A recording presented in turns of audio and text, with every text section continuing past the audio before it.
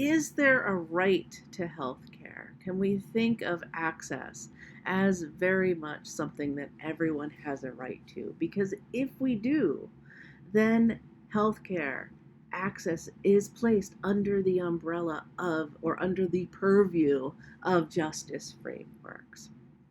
And so we have two positions concerning whether or not healthcare is an access and is a right. And remember, do not worry about Top Hat this semester. As we've moved online, Top Hat is not required. Now, Daniels, as we saw from the readings this week, would argue that healthcare is very much, should very much be placed under the purview or umbrella of justice, and access to healthcare resources and services is a justice issue. Daniels draws from egalitarian theories of justice, and these are those that uh, see justice as something that demands that the benefits and burdens of a society be distributed equally. Remember, we have fairness seen as equal distribution versus need-based distribution versus a merit-based distribution. And as we'll see, one of the big conflicts between Daniels and Wickler is this definition of fairness, and we'll tease that out. But I know I'm getting ahead of myself. I get so excited. So Daniels is pulling from a Rawlsian egalitarian theory of justice.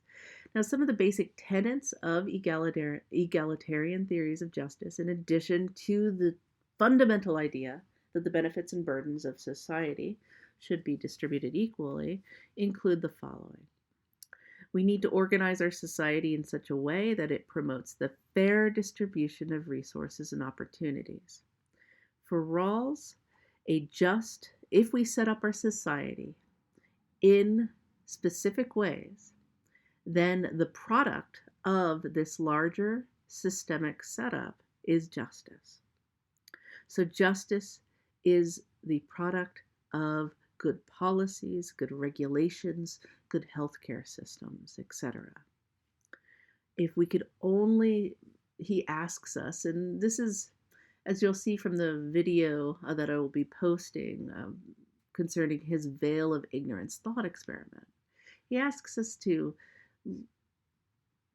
utilize a thought experiment in order to identify ways that society is not set up properly.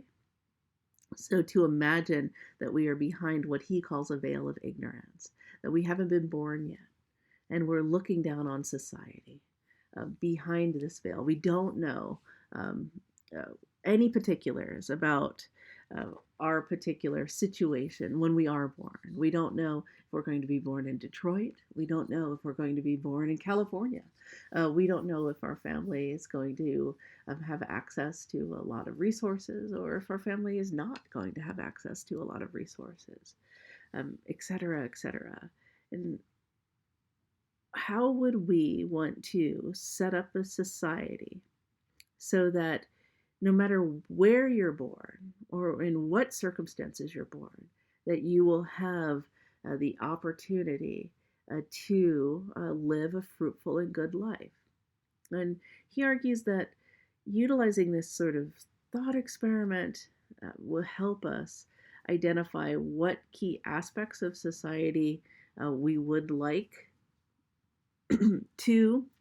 It will also help us to identify ways that our particular society is not set up in a way that promotes a fair distribution of resources.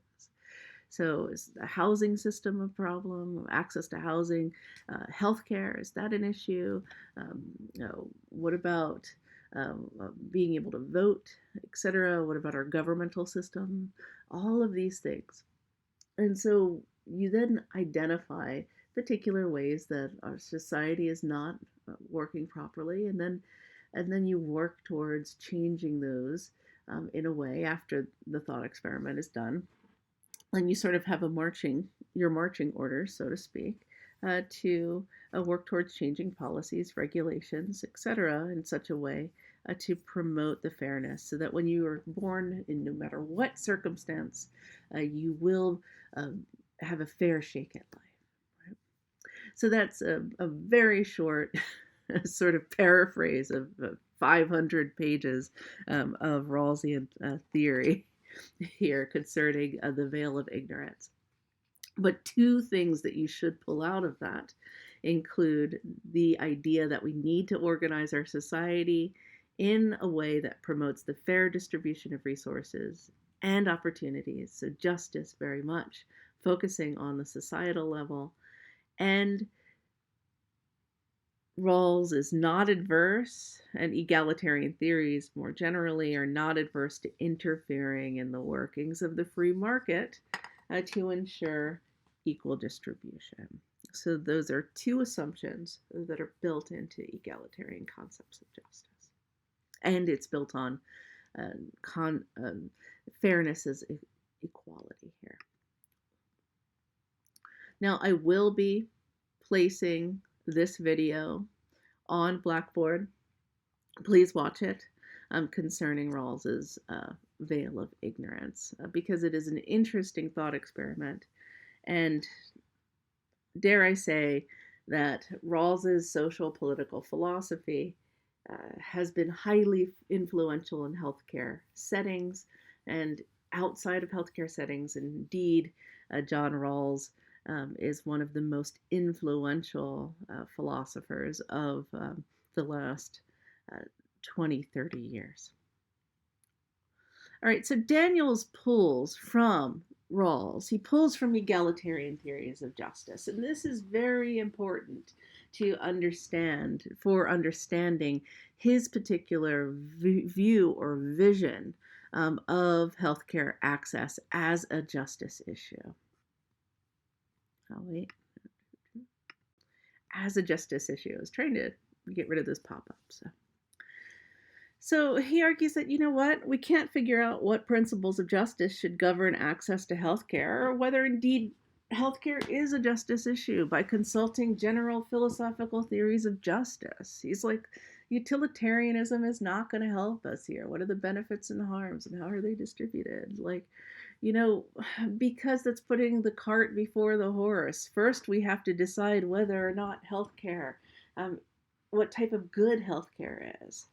We need to specify whether or not healthcare is something that we have access to, that we have a right to have access to.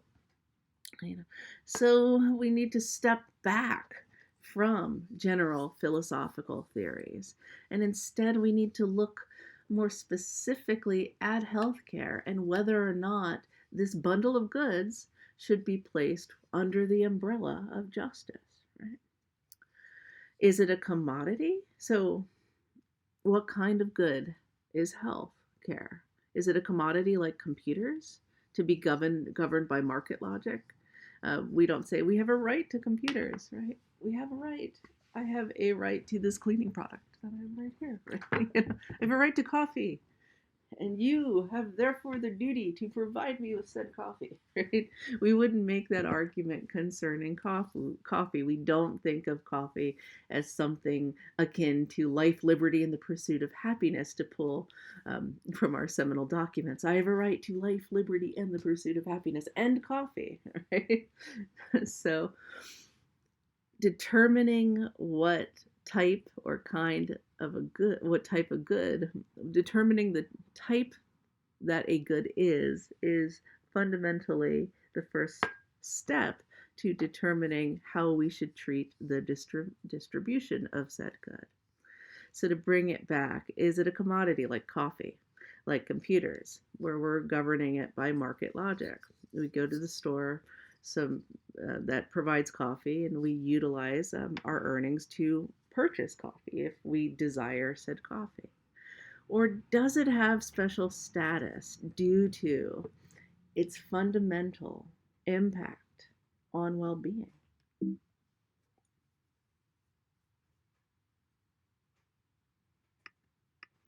Yeah. So Daniels argues that healthcare is not like coffee. It's not like computers. It's not like cell phones.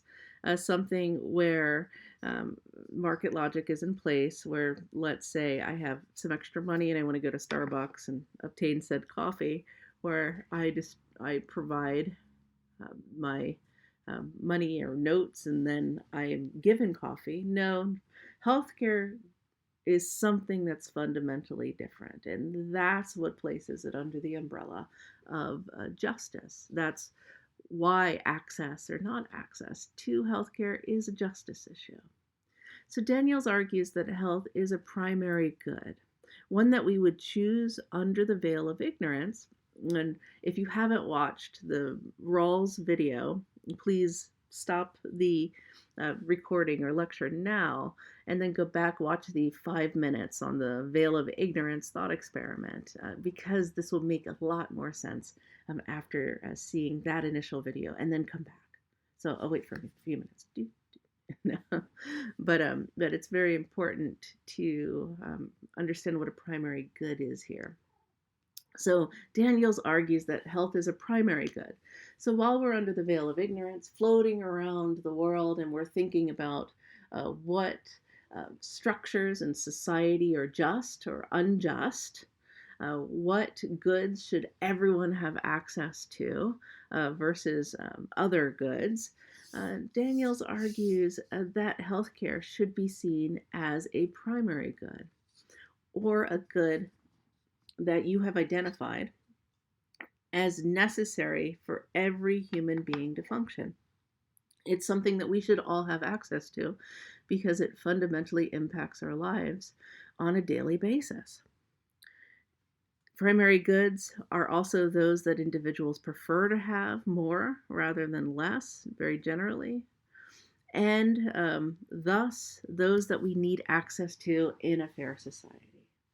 So, if healthcare is something distinct from coffee, in that it's necessary for every human being to function, and that all beings in our society, pretty much, give or take, my Aunt Bertha, no, I'm kidding, but that most, if not all, people prefer to have more of than less, then one can argue that we should all have access to it in a fair society. Now, primary goods also include rights and liberties, opportunities, housing, food, etc. So, in order to live in a fair or just society, we need access to health care, Daniels would argue, no matter our position in society, no matter where we're born. Remember, you're floating, you're behind the veil of ignorance, and you're not sure and what circumstances or context you'll be born in. A primary good is one that, regardless of your position in society, of when you come out from behind the veil of ignorance and now you know where your particular context that you're born into, that you will want access to it. So a just society will ensure that we do have access to said good.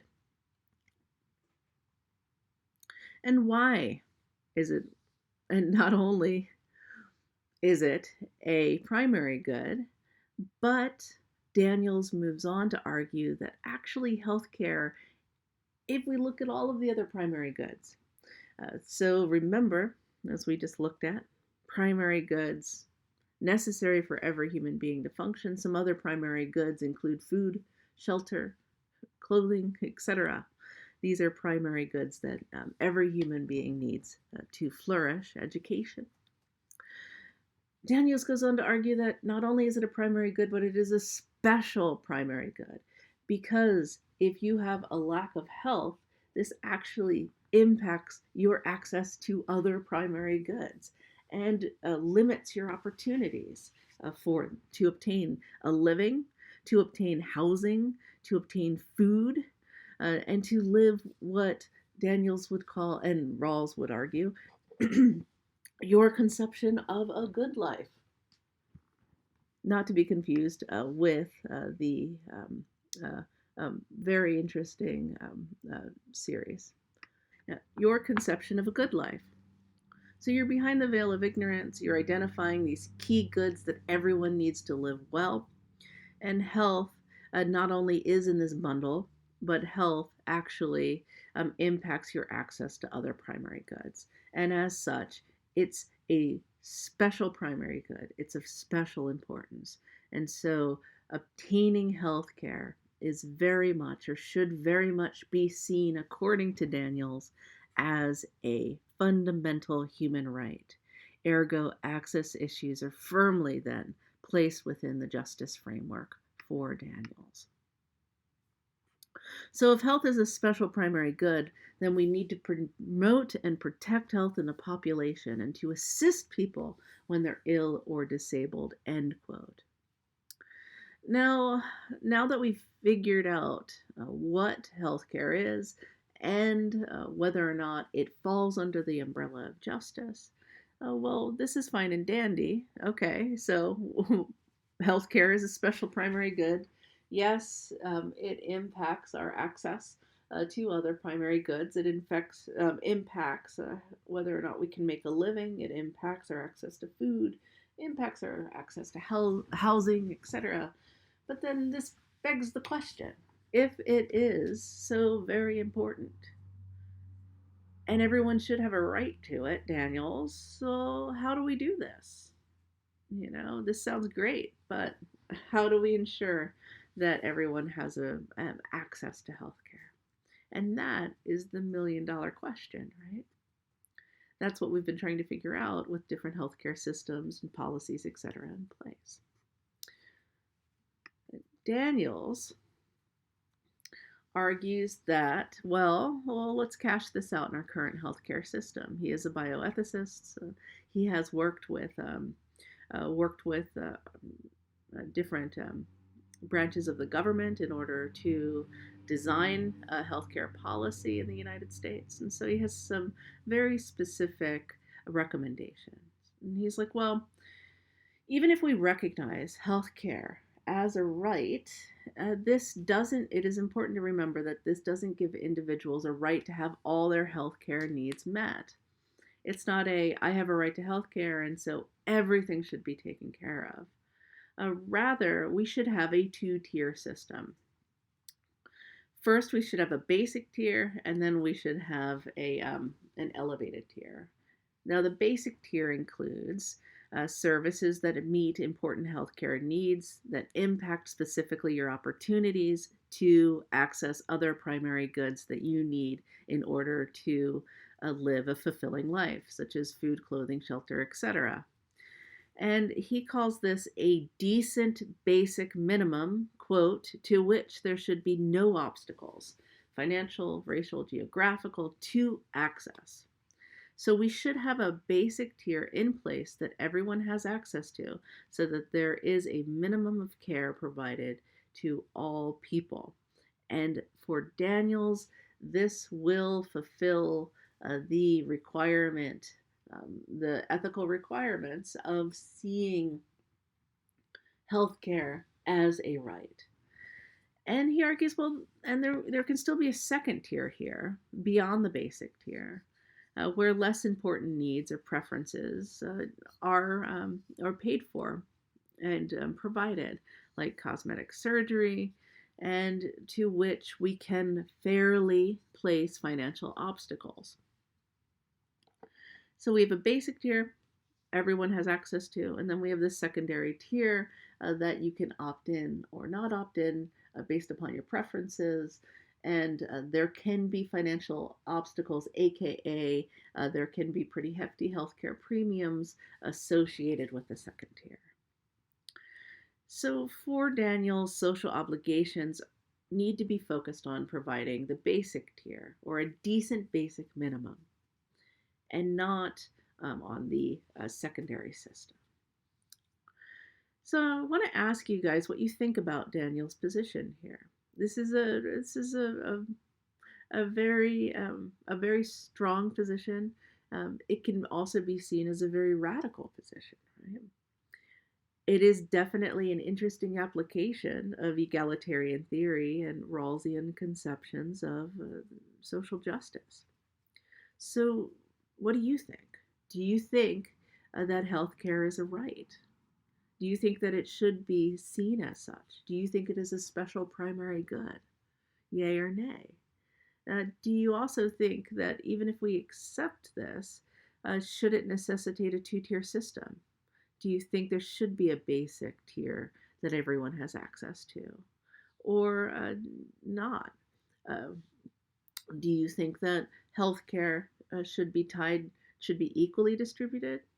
That healthcare should be distributed based on need, or that healthcare services should be based on desert based, or based on what everyone deserves?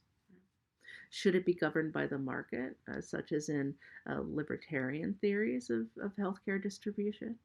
Or should it be governed?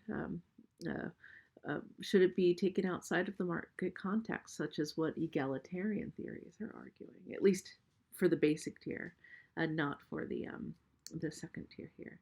These are fundamental and very important questions, right? And they all come down to different concepts of justice. And there's a lot to discuss here.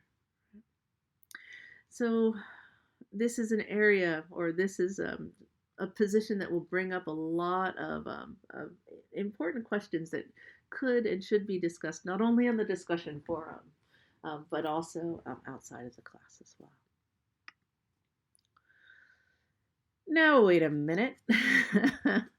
And it has. Daniels, as a highly influential bioethicist, has garnered a lot of attention with his position and also garnered a lot of pushback.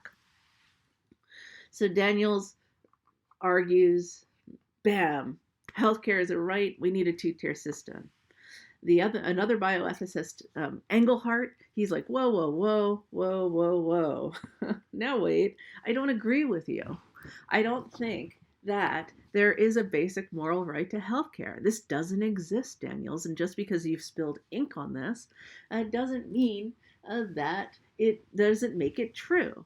And if we don't see healthcare as a moral right, as a basic good that we have a right to access to, then this destroys your argument for a minimum of care.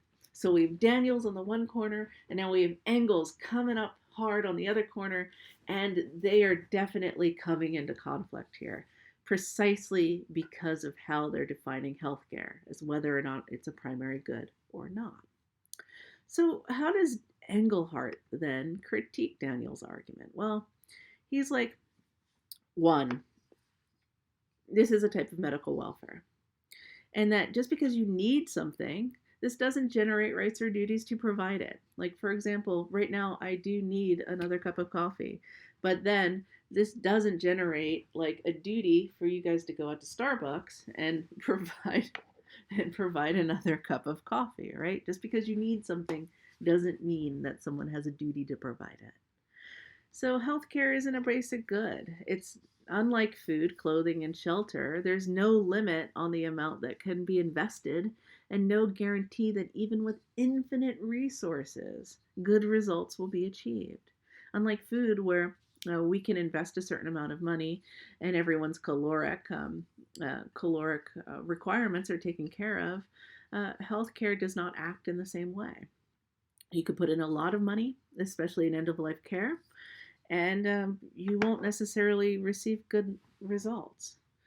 And we're finite, vulnerable, and mortal. We're always going to have health issues. This is not something that is going to change. In addition, simply because you are born with particular health ailments, Engelhardt argues that this is an act of bad luck. And when bad luck strikes, such as when something, say you're driving and another vehicle hits your car, right? That's bad luck, you know, but that doesn't necessitate a duty for other people to help. You typically need to repair your car yourself, and or in this case, it wouldn't be another driver. Let's say a boulder off of the side of a mountain comes down and smashes your vehicle.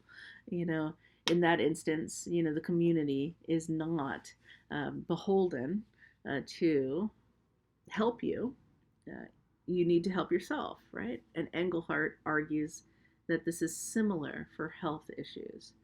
that health impacts largely come from bad luck, and that doesn't necessitate a duty to help.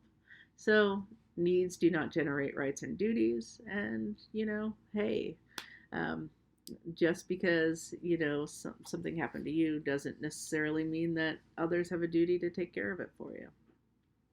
Two, mandating a minimum of care violates the principle of autonomy. So, autonomy sets limits on what governments can decree about human flourishing. And to be free means that I can risk death or disability by my choices. And it also means that when I have resources, I can spend them however I choose. You know, and if we have a healthcare system that has a basic minimum, here, this basically takes away our ability to spend all of our resources in a way that we choose, because the government is allocating a certain portion for of tax revenue, or taking taxes, sort of allocating a portion of our revenue to pay for healthcare, and so this is limiting our autonomy. In addition, um, being free here means that I can risk death or disability, in that, like, he's basically arguing that uh, you should have the ability to make dumb choices, and as such, you should be able to live with the consequences, right? So don't limit me, people. So what do you think here? So we have his first argument: needs don't generate rights or duties. Just because you need something doesn't mean that others have a duty to provide it. Similarly, if someone is struck by a bit of bad luck, that doesn't generate a duty to help them. And now he's arguing that the principle of autonomy is violated, or would be violated, if we have a two-tier basic system that provides health care. Do you agree with him concerning 1 and 2? Do you think these are solid arguments, or do you think they're problematic? 3, he argues that recognizing this universal right to health care involves endorsing and establishing one among a number of competing concrete moralities of life, death, and equality. So he argues that, hey, we are a diverse community. We have many current societies made up of many groups with different ethical commitments. And as such, we shouldn't be pushing an egalitarian theory of healthcare on people.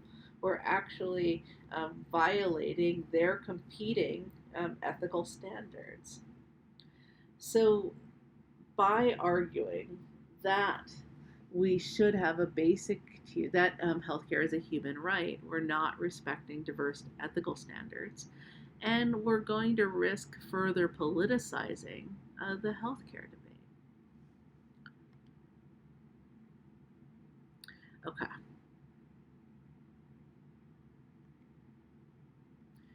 Okay, I'm not going to put in the case studies because I think we have more than enough case studies this week with the TED Talk and the podcast, etc.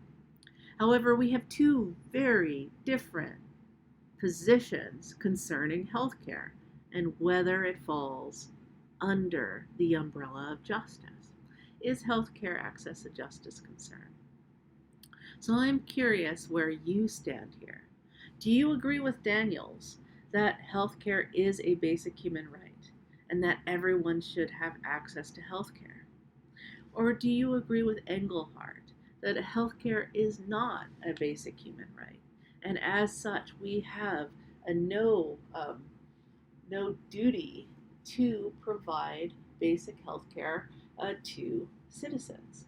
Two very fundamentally different positions concerning what healthcare policy and what healthcare systems should look like. And I'm curious what you guys think. So please discuss any of these aspects in the discussion forum. Also, we'll continue our discussion later as well. Stop in on office hours. I'd love to hear what you think concerning healthcare access and Engelhardt and Daniel's position. And I hope you have a great day. As always, if you have any questions or concerns, please contact me at any time. And I hope you guys have a great week. And I am looking forward to the discussion ahead. Take care.